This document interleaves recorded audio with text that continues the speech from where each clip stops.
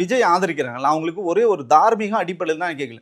எதன் அடிப்படையில் திரு விஜய் அவர்கள் வந்து தூக்கி வச்சு நம்ம தலையில கொண்டாடணும் சார்? தேவதூதர் மாதிரி விஜயை பாக்குறாங்க சார். ஆமா சார், அவர் ஒரு நல்ல மேய்ப்பாளர்னு இவங்க நம்புறாங்க சார். அவர் அந்த மாதிரி அவர் எந்த விதமான கைடும் நமக்கு எந்த விதமான காழ்ப்புணர்ச்சியும் கிடையாது சார் அவர் மேல. இன்னைக்கு ஒரு சமூகத்துல நீங்க வந்திருக்கீங்கன்னா ஒரு மாற்றத்துக்காக நீங்க வந்திருக்கீங்க. உங்களை இவ்வளோ இளைஞர்கள் பின்தொடர்றாங்க, இவ்வளோ ஊடகங்கள் உங்களுக்கு வந்து முக்கியத்துவம் கொடுக்குறாங்க, உங்களை மையப்படுத்தி செய்திகள் நடக்குதுன்னா குறைஞ்சபட்சம் நீங்க அதுக்கான முக்கியத்துவம் கொடுக்கணும், மரியாதையாவது நீங்க கொடுக்கணும், ரியாக்ட் பண்ணணும் இல்லைங்களா?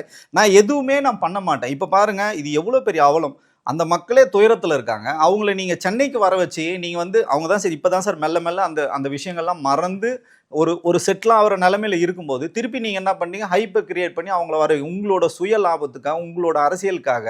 சார் இப்போ திரு விஜய் அவர்கள் மட்டும் பணம் கொடுக்கல சார், எல்லா அரசியல் கட்சிகளும் கொடுத்துருக்காங்க, அரசாங்கமும் கொடுத்துருக்கு. இப்போ என்ன ஆகுதுன்னா அவங்கள வந்து இந்த மக்களை வந்து மற்ற கட்சிகளுக்கு எதிராகவும் அரசாங்கத்துக்கு எதிராக இவங்க வந்து திருப்பி விடுகின்ற முயற்சிகளை தான் இவங்க வந்து பண்றாங்க. ஏன்னா இப்போ சிபிஐ விசாரணை வந்து இருக்கு. சிபிஐ விசாரணை பார்த்தீங்கன்னா முன்னுக்கு பின்னா முரணாதான் அந்த மக்கள் வந்து பேசுறாங்க. களத்துல நடக்காத விஷயத்தெல்லாம் அவங்க ஏற்கனவே பேசுன எல்லாமே ரெக்கார்டு சார். உங்க ஊடகம் உள்பட நிறைய விஷயங்கள்ல இதே ஆதன் தொலைக்காட்சி தான் வந்து எடுத்துட்டு வந்தாங்க வெளியில. அந்த பாதிக்கப்பட்ட அம்மையார் வந்து பேசுனது நீங்க முன்னாடி இருக்கிறதையும் பார்க்கலாம், இப்ப இருக்கிறதையும் பார்க்கலாம். நிறைய டிஃபரன்சஸ் இருக்கு. அந்த மக்கள் பாதிக்கப்பட்ட மக்களை வந்து டிவிக்கு வந்து இன்ஃப்ளூயன்ஸ் பண்றாங்களா? ஆமா, உண்மைதான் சார். அதை தான் சார் இப்போ நான் சொல்ல வரேன்.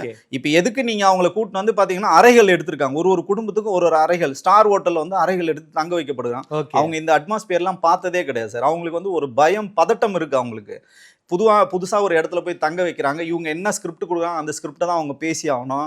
அன்னைக்கே பார்த்தீங்கன்னா மதியழகன் அவர்கள் வந்து வழக்கு போட்டாங்க. அவர் வந்து ஜாமீனே இவங்க எடுத்து கொடுக்கல, எந்த விதமான அரசியல் நகரவும் பண்ணல, அவருக்கு எந்த விதமான சட்ட உதவியுமே பண்ணல.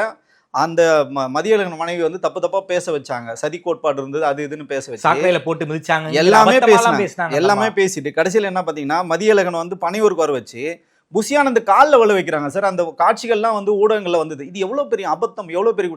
நீ அவனுக்கு எந்த விதமான உதவிகளுமே பண்ணாம நான் காலில் விழுற கலாச்சாரம் மட்டும் நாங்கள் பண்ணணும். இப்போ என்ன நடக்கும், 41 குடும்பத்தையும் வர வச்சு விஜய் அவர்கள் காலில் விழ வைக்கிறது தான் இப்போ அதுக்கான ட்ராமா தான் இங்கே அரங்கேறிக்கிட்டு.